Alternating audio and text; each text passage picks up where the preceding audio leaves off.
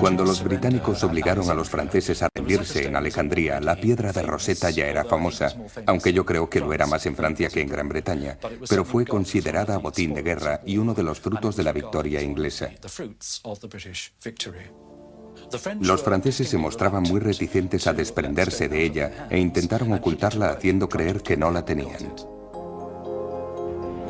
Nos estáis arrebatando nuestras colecciones, nuestros dibujos, nuestras copias de los jeroglíficos. Pero ¿quién os ayudará a descifrarlos? Sin nosotros ese material es una lengua muerta que ni vosotros ni vuestros científicos podéis comprender. Antes de que las pirámides desvelen sus secretos, destruiremos nuestras propiedades. Las esparciremos por la arena y las arrojaremos al mar. Si lo que buscáis es la fama, de acuerdo. Podéis contar con la larga memoria de la historia. Vosotros también habéis quemado la Biblioteca de Alejandría, miembro del Instituto Francés de El Cairo, 1801.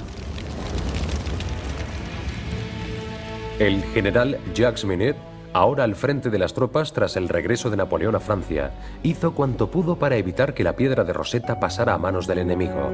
Tras un intento fallido de sacar la piedra de Egipto en barco, ordenó que fuera envuelta en una tela y que la ocultaran entre sus posesiones personales.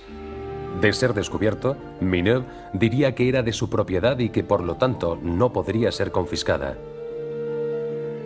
Sabiendo que los franceses intentarían sacar la piedra de Rosetta del país, el ejército británico mandó traer a Egipto desde Grecia a William Hamilton, un especialista en antigüedades.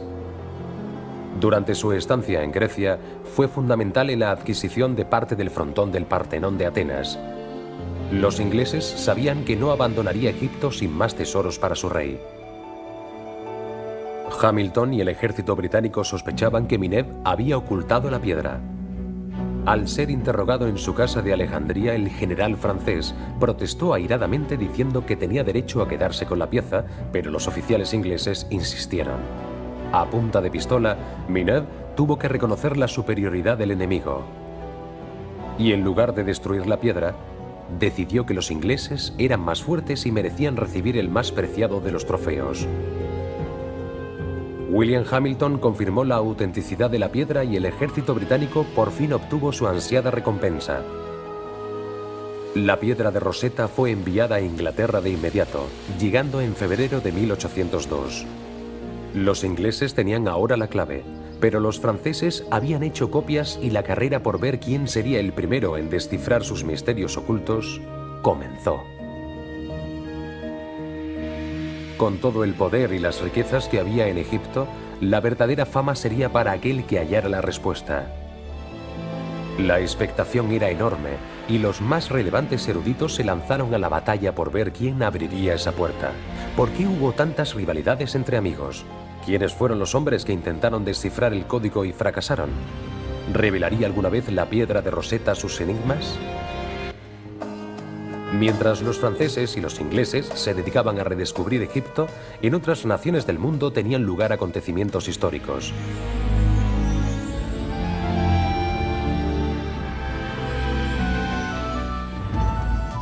Los Estados Unidos de América duplicaron su tamaño con la compra en 1803 de la Luisiana. Los capitanes Lewis y Clark estaban a punto de iniciar su expedición de 2 años a tierras desconocidas. Thomas Elgin cautivó la imaginación del público al conseguir que varias esculturas del Partenón en Grecia fueran a parar a Inglaterra. Y en China, tras casi 4000 años de gobierno, una dinastía se acercaba a su fin. La dinastía Manchú tenía los días contados. A principios del siglo XIX, las noticias acerca de regiones inexploradas del mundo asombraban al público europeo y estadounidense. No había descubrimiento demasiado increíble, todo parecía posible. Al comenzar a circular rumores sobre las maravillas de Egipto, la curiosidad por todo lo procedente de aquella región era insaciable. Existía la creencia de que los jeroglíficos contenían secretos acerca de los dioses, el universo y la astronomía, que eran desconocidos por el público en general. Desde un principio hubo una gran curiosidad, puesto que todo era obvio y evidente, y especialmente porque estaba relacionado con los templos y los sacerdotes, y se pensaba que debía haber algún misterio. que los jeroglíficos no eran unas escrituras normales, que si se descifraba el código, los jeroglíficos nos dirían cosas que nadie había pensado jamás. Y ahora que se disponía de la clave del idioma egipcio, todos los esfuerzos se volcaron en intentar descifrar la piedra de Rosetta. Tras su llegada a Londres, en 1802, comenzaron a distribuirse copias de los textos por todas las universidades europeas. La carrera había comenzado y parecía el mayor misterio detectivesco del mundo. Sus respuestas, sin duda, cambiarían nuestra visión de la religión, la ciencia y la historia. ¿Cómo afectaría a nuestras creencias en la Biblia? ¿Qué mágicas medicinas y tecnologías serían descubiertas? ¿Por qué desapareció una civilización tan grandiosa? Los lingüistas empezaron a estudiar la conexión entre los tres textos, pero no encontraron nada que los relacionara entre sí. La piedra rota parecía impedir cualquier intento por aclarar, formar palabras y frases. Se veían impotentes para descifrar el significado de uno solo de esos extraños jeroglíficos. ¿Cómo iban a conseguir llevar a cabo esta tarea aparentemente imposible? ¿Cuáles deberían ser sus primeros pasos? Desesperados por obtener alguna pista, los estudiosos se escarbaron en el pasado en busca de ayuda. Las primeras observaciones acerca de la lengua egipcia se encontraban en un libro escrito en griego por Orapolo, un supuesto sacerdote egipcio que investigó en profundidad el uso y significado de los jeroglíficos. Su libro, titulado Hieroglífica, escrito en el año 5 a.C., era considerado una especie de Biblia para los estudiosos de esta materia. Orapolo describió 189 signos jeroglíficos distintos. De cada uno hacía un detallado análisis de su aspecto y de su significado mitológico. A pesar de haber descrito signos individuales, Orapolo nunca los combinó para formar frases o párrafos. Y aunque muchas de sus afirmaciones eran correctas, su trabajo también contenía errores.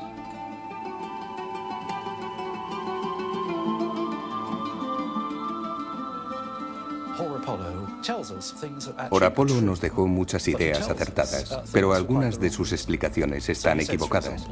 Por ejemplo, dijo que en los jeroglíficos egipcios la palabra madre se escribía con un buitre. Y eso es verdad. Pero cuando explica el motivo, dice que en la naturaleza no hay buitres machos, que todos los buitres son hembras. Eso era un gran misterio. Más tarde, cuando la gente empezó a estudiar el mundo natural, vio que había buitres machos y buitres hembras, y Orapolo quedó muy desacreditado. Y las verdades que nos estaba diciendo fueron ignoradas a causa de las razones místicas que la rodeaban. Los eruditos dedicados a descifrar la piedra de Rosetta también se basaron en razonamientos históricos de la Edad Media. Al entrar Europa en el Renacimiento, la influencia religiosa apoyaba la idea de que los jeroglíficos contenían respuestas a los misterios bíblicos. La gente comenzó a interpretar el antiguo Egipto a través de la Biblia. Al ver las pirámides, decían que no eran tumbas para reyes, sino que eran los graneros que José, el de la Biblia, había erigido para recolectar el grano durante los 7 años buenos, en preparación a los 7 años de hambruna que se avecinaban. Por lo tanto, el misterio continuaba, pero todo se resumía en la idea de que reflejaba una historia de la Biblia. Los estudiosos también tuvieron en cuenta la obra de un matemático alemán llamado Athanasius Kircher. A mediados del siglo XVII era la máxima autoridad europea en cuanto a jeroglíficos. Al igual que Orapolo, Kircher describió cada jeroglífico como representación de una idea o de un concepto. A diferencia de Orapolo, Kircher comenzó a combinarlas para formar palabras y frases. Pero Kircher simplemente se inventó las traducciones. Su atractivo estilo literario llegó incluso a hacer creer al Papa que sabía leer la lengua egipcia. Durante más de un siglo y durante la expedición de Napoleón, los estudios del alemán eran considerados como válidos e irrefutables. Los primeros eruditos que intentaron descifrar la piedra de Rosetta se basaban en que los jeroglíficos eran ideogramas, parecidos al sistema de escritura chino. Cada jeroglífico representaba una palabra o una idea. Hasta que se desecharon estas antiguas teorías, la piedra de Rosetta no empezó a desvelar sus secretos. En 1802, el francés Sylvester de Saussure y el sueco Johan Åkerblad fueron los primeros en descartar estas ideas del pasado y enfocar el problema desde otro ángulo. Observaron los jeroglíficos egipcios y dijeron que otras civilizaciones habían escrito de una manera normal y que no entendían por qué los egipcios tendrían que ser distintos. Estudiaron también otros documentos procedentes de Egipto, no solamente los templos, los obeliscos y los jeroglíficos, sino cosas escritas sobre papiros, documentos en papel. Y vieron que los egipcios podrían tener un sistema de escritura normal para escribir cartas normales y corrientes. Pensaron que tal vez su sistema de escritura fuera también racional. Disosi y Åkerblad partieron de la premisa de que el demótico utilizaba un sistema de escritura occidental. Cogieron un nombre de palabras griegas que se repetían como él o suyo y la palabra griega. Luego buscaron en el texto demótico esas palabras repetidas más o menos en el mismo sitio. Observaron que donde estas palabras aparecían en el texto griego, se encontraban también en un lugar similar en el demótico. Lo que estos precursores hicieron fue empezar a demostrar que no se trataba de una escritura ideográfica, que había símbolos que representaban letras individuales, que equivalían a letras individuales. Ya no había que verlos como algo esotérico y lleno de significados ocultos.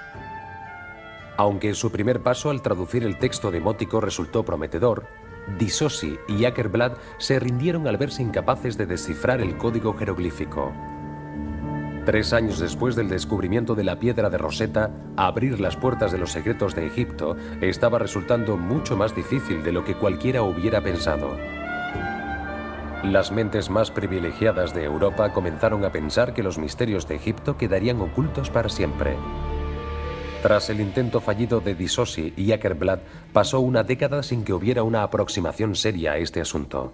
Aunque la fascinación del público por el antiguo Egipto seguía creciendo, la piedra de Rosetta fue prácticamente olvidada. Para aquellos que consideraban descifrar los jeroglíficos, el fracaso de Disosi y de Åkerblad suponía una losa tan pesada como la piedra misma.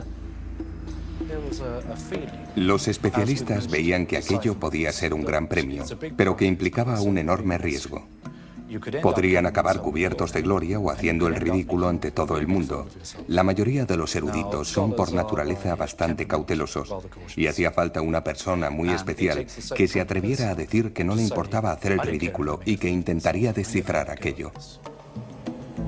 La carrera vuelve a ponerse al rojo vivo con la aparición de un adinerado científico inglés que se enfrenta a un joven y obsesionado erudito francés por hallar la clave. Un genio británico decidió dedicar sus vacaciones de verano a descifrar la piedra de Rosetta y fue el primero en leer los jeroglíficos. También conoceremos la leyenda que habla de la predicción de un hechicero afirmando que un muchacho de pueblo sería el que iluminaría el pasado.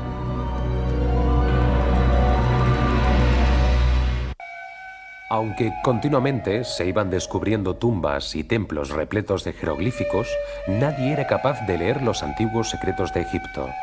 Esta lengua mágica parecía destinada a quedar oculta para siempre. Al cumplirse el 15º aniversario del descubrimiento de la piedra de Rosetta, no se había adelantado nada en su descifrado. Y aunque los intentos fallidos por deshacer su enigma no animaban a continuar con su estudio, 2 hombres decidieron aceptar el reto y ambos afirmarían haber sido los primeros en dar con la clave. En el verano de 1814, un físico, médico y lingüista londinense de 41 años llevó una copia de la piedra de Rosetta a su casa de campo. Había decidido dedicar sus vacaciones estivales a resolver este acertijo. Esta vez, la piedra de Rosetta comenzaría a hablar.